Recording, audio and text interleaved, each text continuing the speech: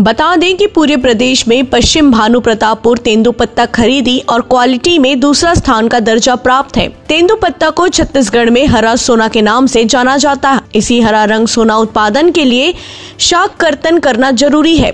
शाक कर्तन के बिना किए उत्पादन अच्छी नहीं हो सकती, इसलिए हर वर्ष की भांति इस वर्ष भी शाक कर्तन कार्यशाला का आयोजन बांदे पश्चिम वन मंडल में किया गया। इस पश्चिम वन मंडल कार्यशाला आयोजन में पखांजूर तहसीलदार शेखर मिश्रा, सुनील धुरवा एवं कोयलीबेड़ा ब्लॉक 41 प्राथमिक वनोपज समिति के सैकड़ों लोग शामिल हुए, जिसके बाद उपस्थित सभी लोगों को डीओएफ ने इस कार्यशाला में शामिल होने के लिए धन्यवाद दिया। पखांजूर से बिप्लब कुंडू की रिपोर्ट।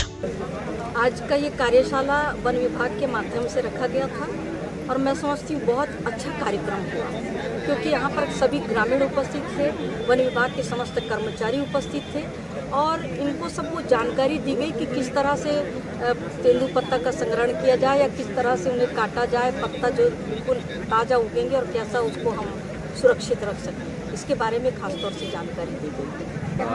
तेंदुपत्ता संग्रहण में शाक कर्तन एक इम्पोर्टेंट कार्यक्रम है और उसी का प्रशिक्षण आयोजित किया गया है। इसमें हमारा टोटल लगभग 35,000 संग्रह है और 80,000 मानव बोरा का इस बार टारगेट है और इसका अभी प्रशिक्षण माध्यम से अभी शाक कर्तन किया जाए, इससे अच्छा गुणवत्ता का जो आयोजन करके बताया जा रहा है। इसमें समिति संग्रह सभी लोगों का अच्छा लाभ मिला। कितना समितियों ने यहाँ पे भाग लिया जी? कितना समितियों ने यहाँ पे भाग लिया? 41 समिति है टोटल। 41 समिति का सभी प्रबंधक लोग, संग्रह लोग, समिति 27 सब भाग। कितना कंपनियों ने यहाँ पे ये लिया है?